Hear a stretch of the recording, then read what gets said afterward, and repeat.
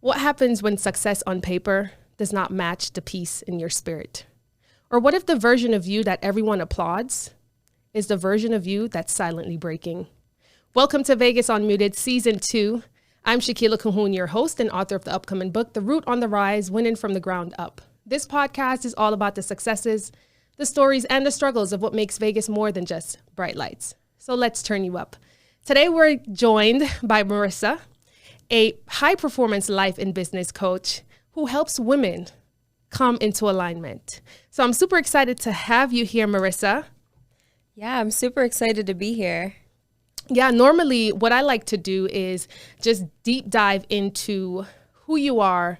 Obviously, I gave a little bit about what you do, but we want to know, who is Marissa? So how did your journey to who you are now come about? Let's start from the beginning. From the beginning. So in what aspect? So I know a little bit about what you placed on the form, right? Yeah. So I know that started a lot of things for you growing up, how you did, being adopted, right? Share a little bit about how that was for you to the audience, the listeners, like those things that you encounter is a lot, right? It's a lot compared to what the average person might have gone through at that young age. And how did you overcome to be who you are right now in this successful space? So. Yeah, absolutely. So I grew up in the Midwest, small town, and I when I was 21, I got a job on the West Coast, and I moved here. It was so crazy. Like, I always say it was God, and He had His angels that protected me because I made such a fast decision. Mm-hmm. And normally I'm slow to make choices, but everything was just so quick. And I moved here. I took a job in med device and cosmetic sales, and I had experienced a significant loss right before. So my mom passed away when I was 13, my dad when I was 21. Yeah. And right after that, I pretty much went into survival mode, like fight or flight. And I moved here. I started working in a company. There were about 100 sales reps. And my goal at the time, like my main sole focus, was to scale and become the top performer, right? Yeah. And I did. I remember like working my butt off, long nights, weekends, things like that. And within a 6-month time frame, I scaled and I became the top performer in a company. Wow. And I just remember like that moment when I reached that place, right? And I realized like, okay, what now? What do I do? Like, what's next, right? Yeah. I thought that one sole thing that I accomplished was going to like make me happy. Yeah, like ultimate fulfillment. Right. And then it's like, wait, I'm not happy, right? Yeah. And part of that is like spiritual misalignment because at the time I wasn't walking with God fully, like I wasn't fully surrendered. Right. So there's a lot of that in the midst. And then COVID-19 happened, right? When the world shut down. And I had this highly successful life on the exterior. I had myself fooled. I thought I was happy. My friends, my family, everyone thought I was happy. I was traveling, everything that you could have wanted, right? That I wanted, I thought that I wanted. Yeah. And then I wasn't sitting with myself. I spent no time with myself. You know, if I wasn't working, I was with friends. If I wasn't with friends, I was, like anything that I could do to distract my mind. So when COVID happened, I ran out of distractions. Wow. And I started to basically process my emotions and started to heal. And I just remember like laying on the floor in my kitchen and just sobbing and weeping and feeling like the whole weight of everything that I had experienced that I had pushed down and distracted myself from for the last 10 years. Right. And then I started my healing journey and I was crying out to God. I was like, God, come in and heal me. Like, what do I do? Mm-hmm. So He actually connected me. I dove deep into personal development and spiritual and emotional healing. And I found a center here in Las Vegas for transformation that's designed to heal and overcome your barriers. And I went through a 3-month program with them. I went back as a coach. I had tremendous breakthrough. And I started to see I started to see the people around me, like the people that I was coaching, see tremendous breakthrough. And I'll tell you a story. So he's a good friend now. Right. But when he started the program, he went in like overweight, saying, I'm going to try to do this, making $2,000 a month. And then within a 3-month time span, he scaled his business. He launched like a new venture. He started making $40,000 a month. Wow. Lost 25 pounds and just like had this complete transformation. Through that program? Through that program, yeah, through the coaching process. So when I saw that, when I experienced that firsthand, I said, this is exactly where I need to be. Through your coaching program? Yeah. Well, it wasn't mine. I was a coach as a part of this organization. Oh, okay. Gotcha. Yeah. Nice. Yeah. Wow. So that obviously brought you into full-fledged high performance life and business coach. This is what I'm going to do, because you experienced that. You saw what it was able to do, especially for him and his transformation. Yeah. And I saw really what it did for me and those around me. And it was really amazing. Yeah. Like you said something, just to go back a little bit, because I feel like oftentimes that's the reality of a lot of people, right? Mm-hmm. It's the mask. Society says this is how it's supposed to look. This is what we're supposed to strive for. Mm-hmm. And we go out there and we're at it, right? I've had moments, even still, I'm like, I do question. I'm like, if it's not purposeful for me being a Christian as well, and knowing that I want it to be in alignment with what God created me to do, mm-hmm. because I've also, to some aspect, experienced that, where it's like I have this business, it's bringing in this amount. Like I had the trucks, I was traveling. I remember one year I was outside. I was like going different places. I was, but something was missing. And it's not until you really sit with yourself, mm-hmm. and whatever that turning point is, because God does put you in isolation when he's about to flip the script. So true. It's so true. So I completely resonate with that, because, I've seen it, and I understand how important it is for you to be able to sit with what's happening. Yeah. And it brings me to Paul, right? Because I even mentioned that verse earlier this morning. I was like, contentment, right? To a level of, the world is saying a lot. It's noise, mm-hmm. it's money, it's goals, it's striving, it's success. Yeah. But when life happens, whether that's grief, whether that's trauma like you endured, whether that's financial struggles, whatever, it really puts you in a spot where it's like, I will be content for real in every circumstance. Like I need to, because you realize like God is going to give you that peace, and then he's going to reposition you, you know? Yeah. And so I just wanted to share that, because it's like, that resonates so much, So moving forward, like with that piece. So here you are now, you experienced what you experienced through that healing journey. Mm-hmm. Would you say that COVID happening, obviously that had something to do with it, but what was the real or the main thing that said, you know what, God, I need you, and I need you now to help me out to get to the purpose? Oh my goodness. I love that question. So the vision was planted around COVID time, so 5 years ago. Mm-hmm. And going through that process started the ball rolling, right? But it had been years. What happened was I did the coaching part-time, and I fell back into my comfort zone, which was high ticket sales, right? And I was in this position where I was making good money, like I had the lifestyle. It was very comfortable. Yeah.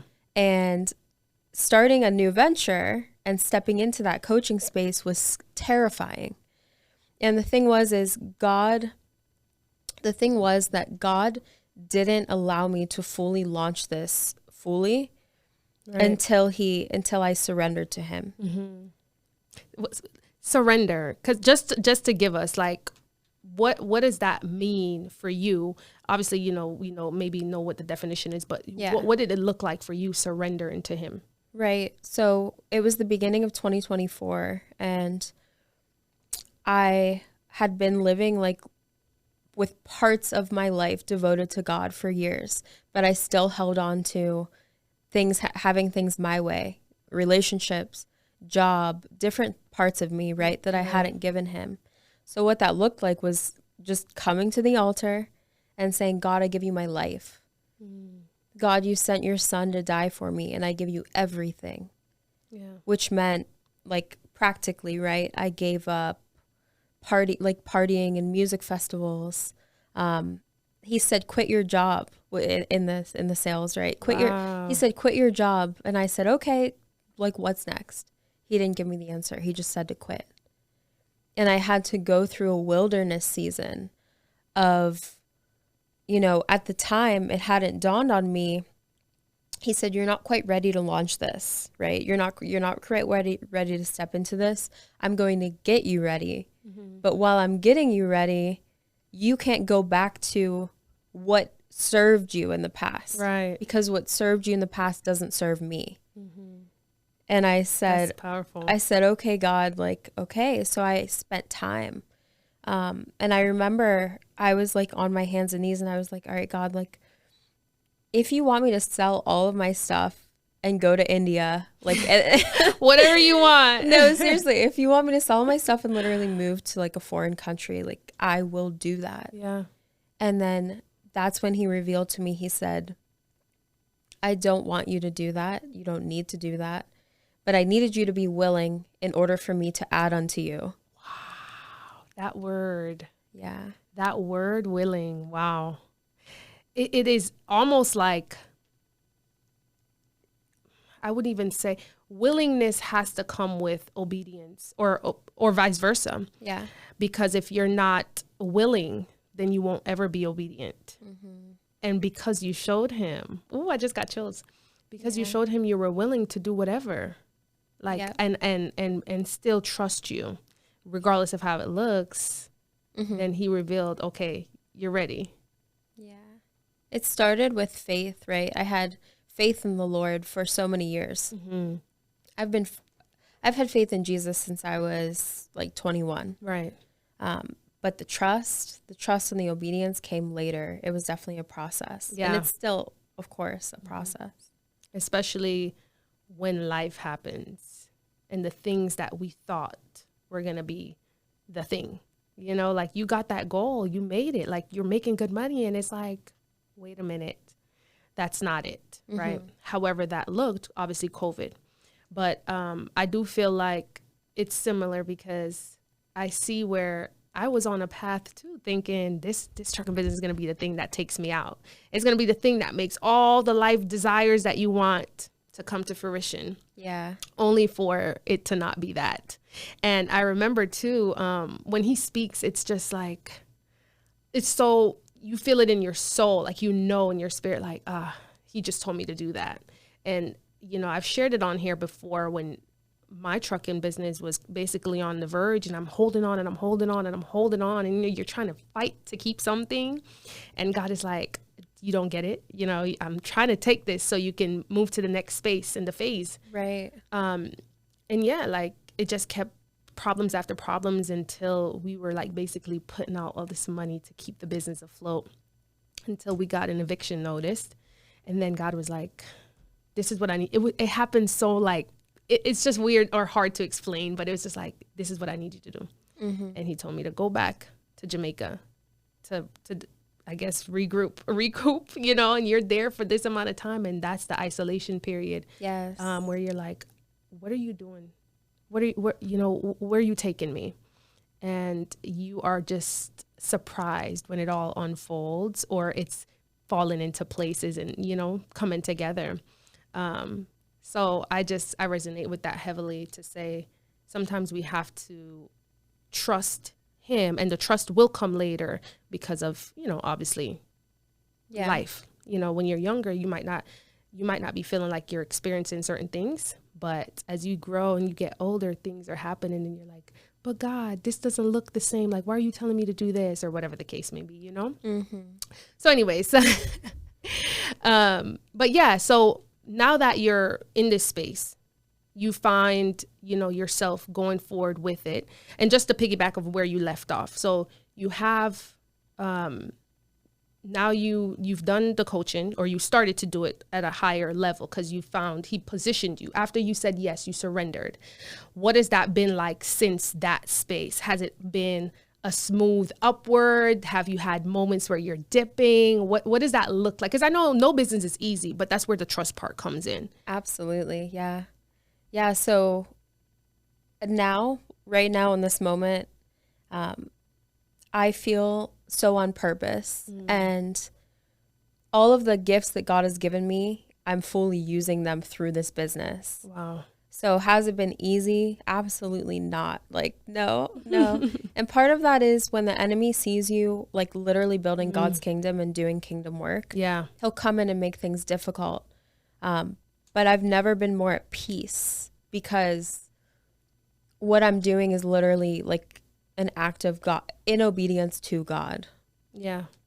And that being obedient to him is the start of the purpose, because if you're not listening to what he's telling you, obviously now you're leaving yourself open, or like you said earlier, the enemy comes in.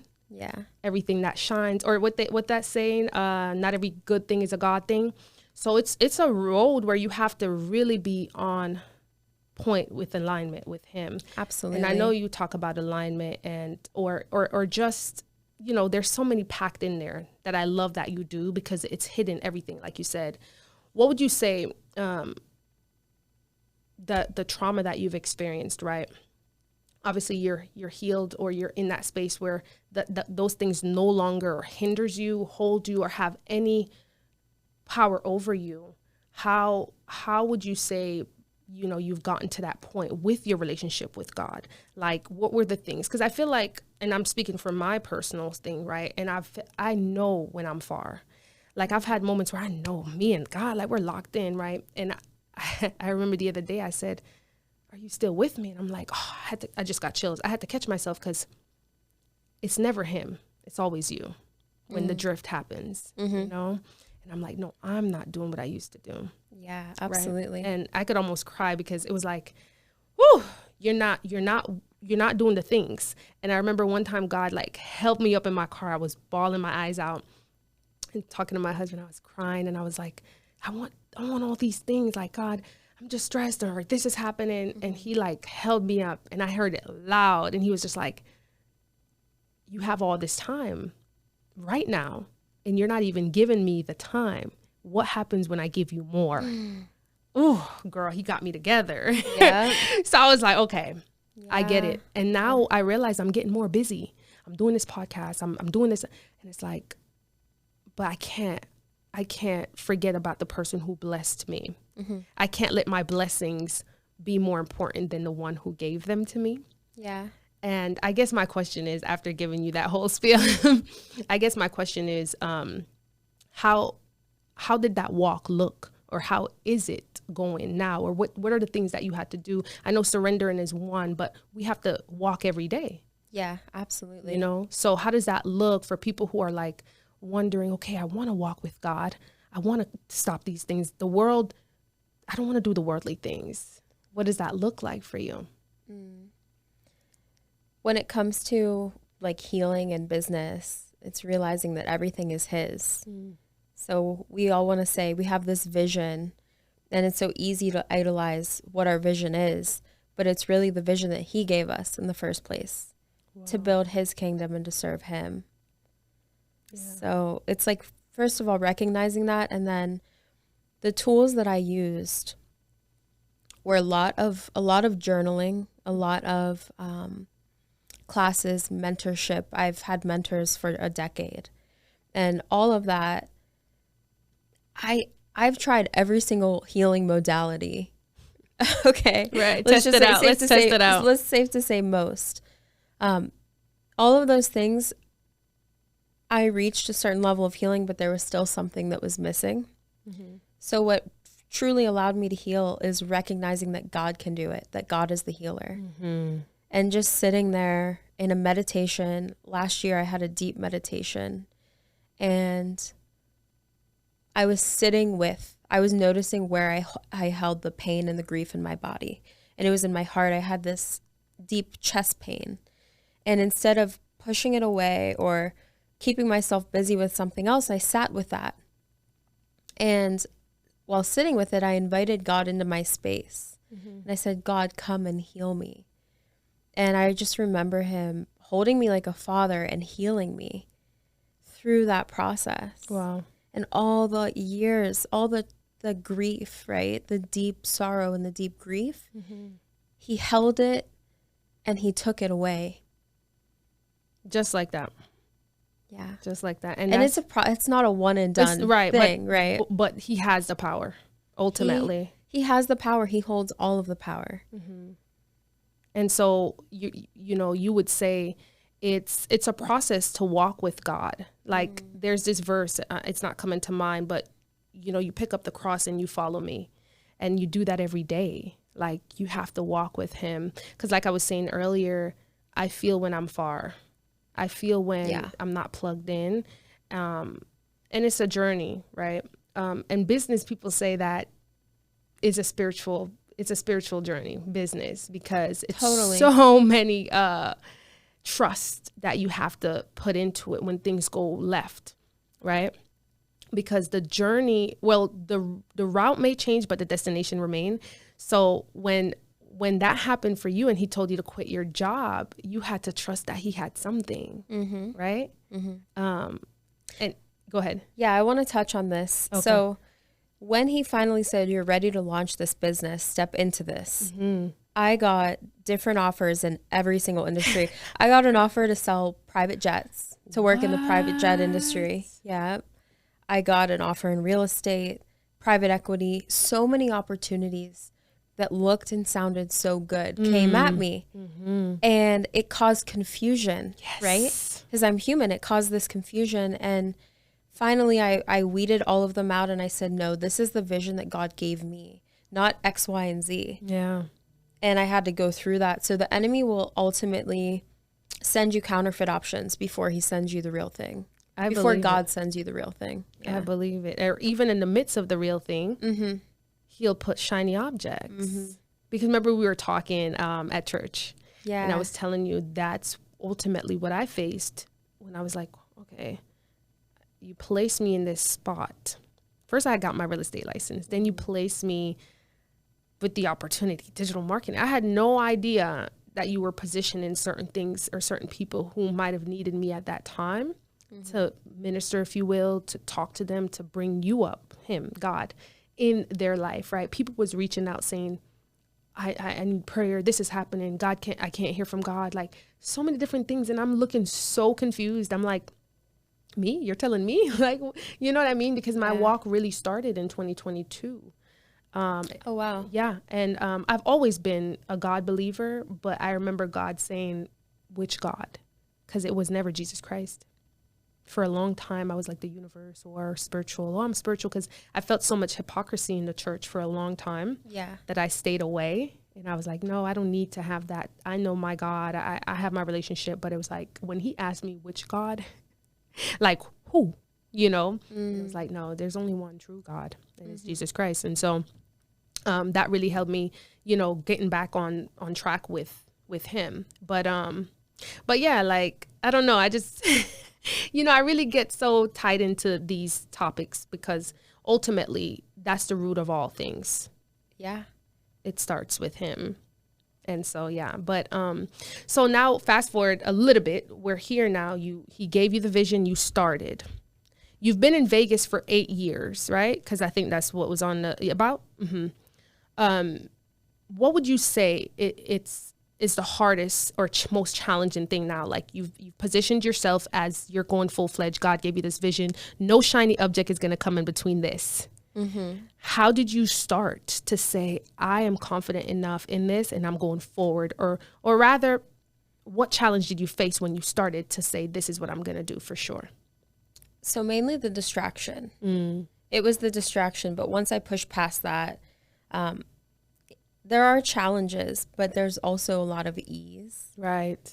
And the way that God's working through me to open doors with clients, the healing that's happening, it's really a work of God. So while I face the challenges, my life feels so much less challenging than it ever has. Right. because I know it's all up to him. And absolutely. And it comes with this peace, right? Yeah. And instead of this force, right, like this this need to be this hustle culture, Yes. it's like I get to finally take a step back and just Be. Oh, we said that at the same time. Just be. Yeah. Yeah. And just realize that everything that I need, I already have it. Yes. Yep. That is. So now it's up to him. All I can do is work hard. You do your part. I can do my part. I can work hard. I can, be obedient. And then he does the rest. And everything is just Smooth. It's a flow. It becomes from force to flow. Yeah. From survival to abundance. Yes. And that's literally the title, by the way. From survival to abundance. But no, like. The title of this podcast? Yeah, I was thinking about it. Like I love a it. few options. Yeah. Based on what I read through. Yeah. I was thinking like that's literally what is happening. Because I can't imagine you're holding all that trauma that you didn't even probably acknowledge as trauma. You're going through, you're like, I don't want to feel. And oftentimes there's a lot of people running around like that, and it's obviously not healthy, but it's also not positioning you to be purposeful and be purpose led. Because if you're just running, you don't have enough time to listen. Right. So, it's important. And I don't know, I just love the whole what you're doing right now with the community aspect in Vegas, because I know Vegas it's building, it's growing, right? And you've been here much longer. What would you say the community aspect has been hard to build for people to see you and see what it is that you have to offer as something hard to do? Like, is there, you know what I mean? Like, I'm saying like building that community. How's that been, building up the community for people to know, like, trust you and believe that everything you've encountered, you can actually help them? I would say that within the last 2 years, it's been really smooth. Yeah. And this is out of the 5 that, besides the shiny object thing that used to pop up, because you said he gave you the vision 5 years ago, but you started full on 2 years. Oh, full on 5 years ago?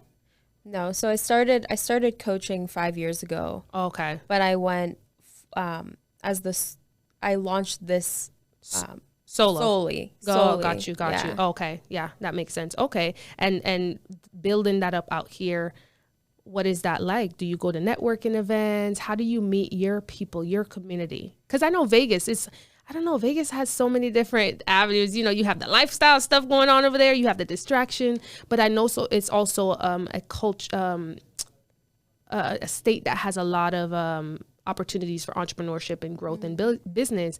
So how is that like? Like, how did you do that? Did you go to events? Like, what did you? Yeah. So I've been to different events in the Vegas area. I feel really blessed because. And I think it's also partially discernment. Yeah. God he's always put me in front of the right people who I can serve. And it's just kind of like effortless. Like, it's like an effortless connection. Yes.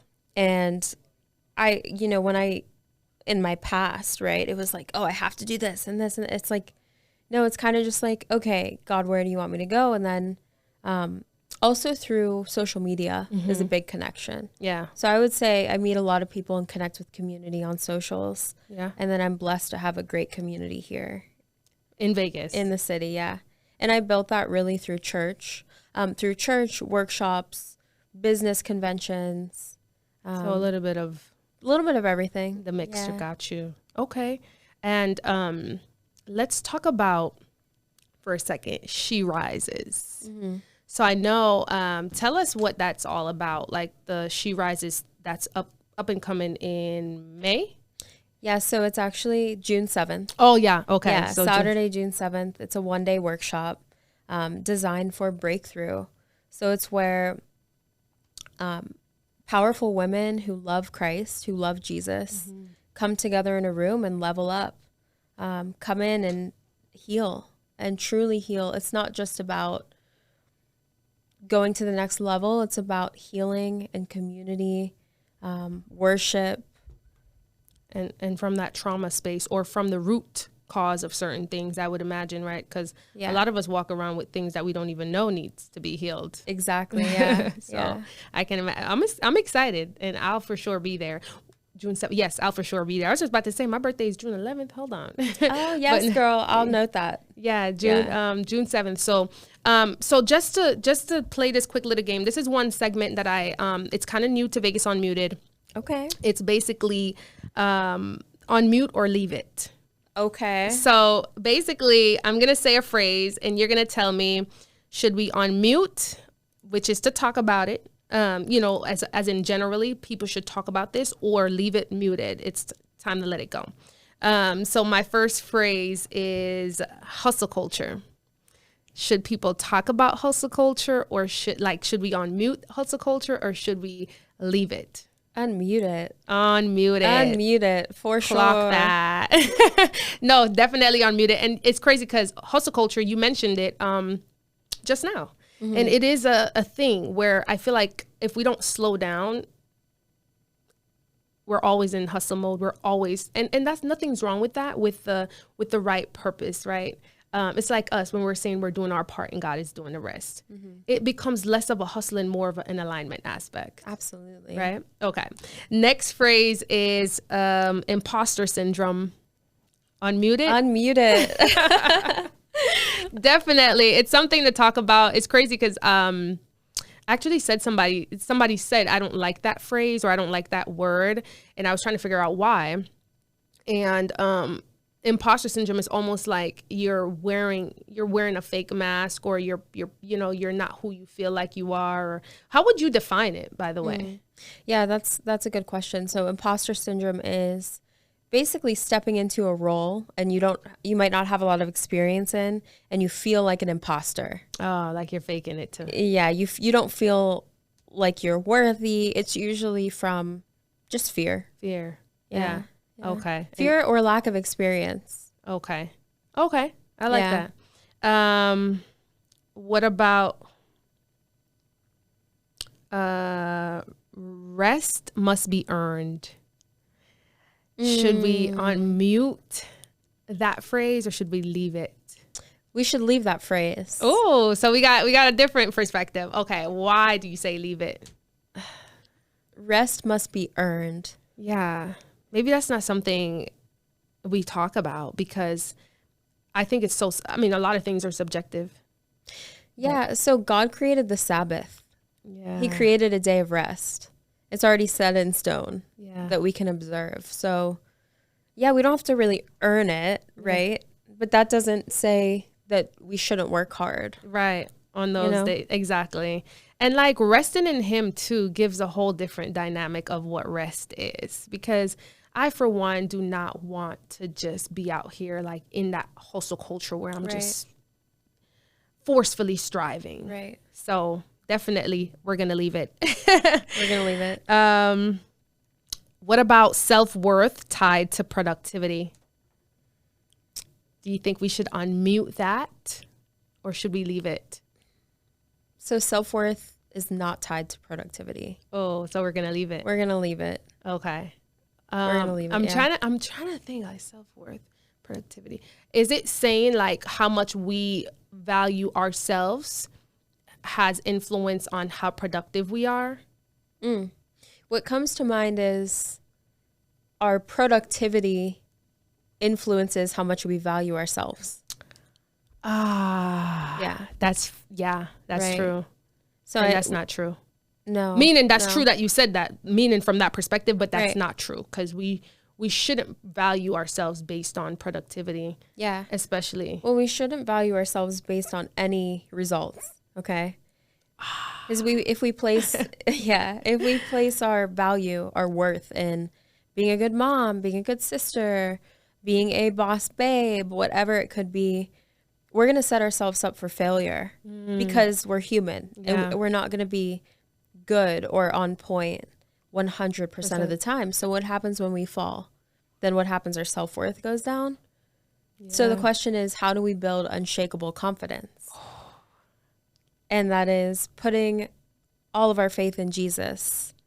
Man. So we build our confidence on someone a God who cannot fail. Who cannot fail. That is big and beautiful how you just put that into the whole thing, because that's true. It's like, that's why I have even like Godfidence, right? You might not think you, but put it in who you know don't ever fail. I love that. Holy Spirit swag. Her. Okay, perfect. So I guess one other thing would be the 21-year-old version of you having endured trauma, right? The type of loss that a lot of people probably would never come back from. Put yourself in the position to grind it out. Obviously, holding on to that trauma without realizing you needed to heal. What would that 21-year-old version of Marissa, right, grieving, building up from scratch, what would that 21-year-old version say today? What would she say? Yeah. What would she say to me? you now, right? Like looking at everything that you've endured, overcame, put yourself in, healed through, what would she say? Or better yet, what advice would she give from that angle?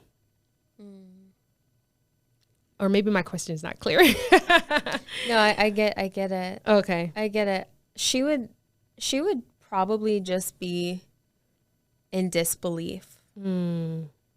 Yeah, I can see that. Yeah, she would be in disbelief. And I think it's a really, I always hear this question asked, what would you tell your 21-year-old self? But I never hear the other way around. Yeah. I wanted it from that angle because, I mean, can you imagine her looking at you now? Yeah. You can, you know, everything. She'd be like, how did you get here? Yes. By the grace of God, girl. But I always empathize deeply with people that have the tenacity, the strength, that God-given strength to bounce back or position themselves, especially with such great loss, right? Because your life was not easy.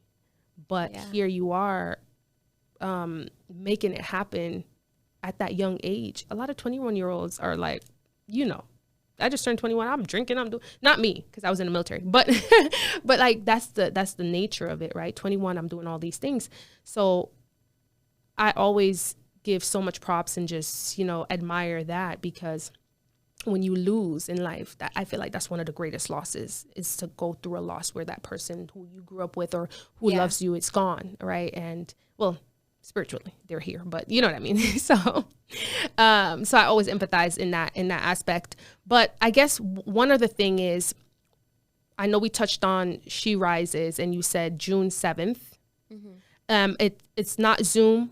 It's going to be live, right? It's a live event in Las Vegas. Yeah. Okay. Live in Las Vegas. So I'm just getting the listeners to know what's going on live in Las Vegas. And do we have a location yet, or that's to be announced? Because I want them to be able to follow and find everything. Yeah, absolutely. So it's at the beautiful event center. Oh, beautiful. She Rises. Beautiful. Okay. So basically, let me ask you one more question. For the women listening who is achieving but emotionally drained, right? What's your message? What's your message to them? They're going hard like you were at 21, but they're emotionally drained. Give it to God, girl. Give it to God, and everything that you think that holding on to will get you, right? Just surrender it. Surrender it, and I promise you that you will live, not only survive, but thrive on the other side of the pain that you'll feel.